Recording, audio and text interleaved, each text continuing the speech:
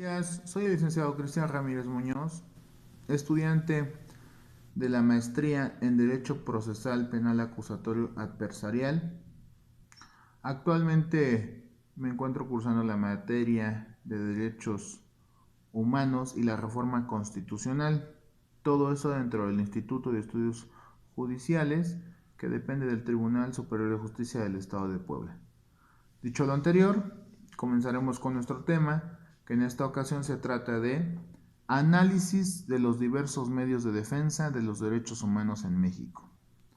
Por principio de cuentas, he de comentarles que debido a la reforma del día 10 de junio del año 2011, en nuestro país el artículo primero de la Constitución o de la Carta Magna fue adicionado para referir que ahora en el territorio mexicano se reconocen a todas las personas los derechos humanos que emanan de esta Constitución y de los tratados internacionales de los que el Estado mexicano sea parte.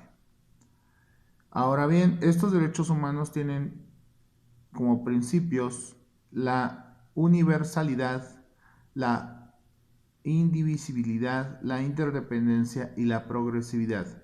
La universalidad se trata, o el principio de universalidad se trata de que todo derecho humano es universal. Es decir, que por el simple hecho de ser humano, por el simple hecho de nacer, todos tenemos o gozamos de los derechos humanos que en el Estado mexicano otorga hacia las personas. No importando su raza, color, sexo, preferencias sexuales, incluso si es extranjero, los derechos son para todos. Los derechos humanos son para todos, están plenamente reconocidos. Luego tenemos la interdependencia, que un derecho humano depende de otro. Son, son los derechos humanos interdependientes entre sí, por eso es la interdependencia. Luego la indivisibilidad, que se tiene que otorgar un derecho humano completo. No se puede otorgar solamente la mitad de un derecho a una persona. Luego tenemos la progresividad, que una vez que un Estado alcance un estatus otorgando un derecho humano, ya no se puede echar para atrás. Todo siempre tiene que ir hacia adelante. Esos básicamente son los principios de los derechos humanos y estos deben ser promovidos, respetados, protegidos y garantizados por el Estado. En caso de que no sea así, el Estado deberá prevenir, investigar, sancionar y reparar las violaciones a los derechos humanos. Pero ¿cómo va a ser esto? Esto se hace a través de nuestro órgano del Poder Judicial de la Federación, que se encuentra protegiendo siempre nuestra Constitución de dos formas. Una que básicamente o propiamente es la protección constitucional y la otra es justicia constitucional. Dentro de la primera, que viene siendo la protección de la Constitución, tenemos que esta puede ser protegida por medios políticos, económicos, sociales y de técnica jurídica. Entonces, para nuestro tema, básicamente nos vamos a centrar en lo que viene siendo la justicia constitucional, y esta última es acerca de los medios de control constitucional, y estos a su vez se separan en jurisdiccionales y no jurisdiccionales. Dentro de los jurisdiccionales tenemos lo que viene siendo el juicio de amparo, la controversia constitucional, las acciones de inconstitucionalidad y los medios de impugnación en materia electoral. El juicio de amparo, bueno, comenzaremos con el juicio de amparo, que es de los importantes, jurisdiccionalmente hablando. Este encuentra su sustento legal en el artículo 103 y 107 constitucionales. Su marco jurídico son esos artículos, así como la ley de amparo reglamentaria de los artículos 103 y 107 constitucionales, el Código Federal de Procedimientos Civiles, aplicado de manera supletoria por el artículo segundo de la propia ley de amparo. Tenemos también la Ley Orgánica del Poder Judicial de la Federación y las tesis jurisprudenciales emitidas por la Suprema Corte de Justicia de la Nación. El amparo tiene 7 principios fundamentales con los cuales siempre se rige. El primero de ellos es que se persigue a instancia de parte, es decir, que se persigue por acción y no por excepción. Luego tenemos el agravio personal y directo, que implica que solo debe proponerse por la persona afectada o perjudicada. Tenemos el principio de definitividad, que nos habla de que antes de promover el amparo se deben de agotar todos los recursos ordinarios que la ley establece. Luego tenemos la relatividad de la sentencia, que este principio se va a enfocar en que de ganarse un amparo solamente va a amparar y proteger a la persona que lo promovió. Tenemos la prosecución judicial, que viene siendo esta, se va a substanciar y decidir con arreglo y procedimientos que establece la ley en la materia. Luego tenemos el estricto derecho, que el juzgador deberá centrarse en la narración que le hace el quejoso dentro de su demanda de garantías y no debe de salirse de esta. Luego tenemos la suplencia de la queja, que cuando el juzgador percibe los conceptos de violación deficientes, este puede suplirlos en los casos en los que la ley así le confiere. Luego de esto tenemos lo que viene siendo la controversia constitucional. Esta se encuentra regulada dentro de nuestra Carta Magna en el artículo 105, fracción primera, y tiene como objetivo nuestra controversia constitucional, tiene como objetivo que es instaurada para garantizar el principio de la división de poderes y se plantea en donde se plantea una invasión de esferas competenciales establecidas en la Constitución. Esta puede ser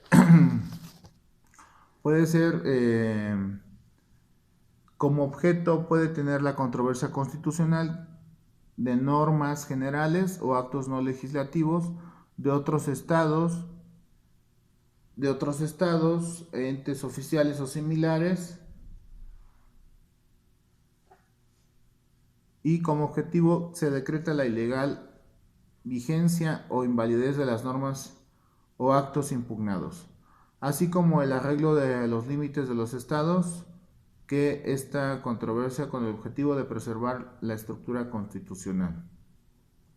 Muy bien, entonces puede ser promovida o puede haber una controversia constitucional entre la Federación y un estado o la Ciudad de México, la Federación y un municipio, un estado contra otro estado, el estado contra la Ciudad de México, dos municipios de un mismo estado o dos poderes de un mismo estado constitucional, de sus actos o sus disposiciones.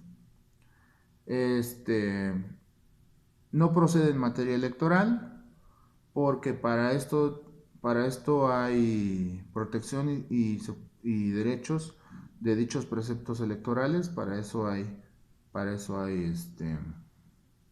otras situaciones.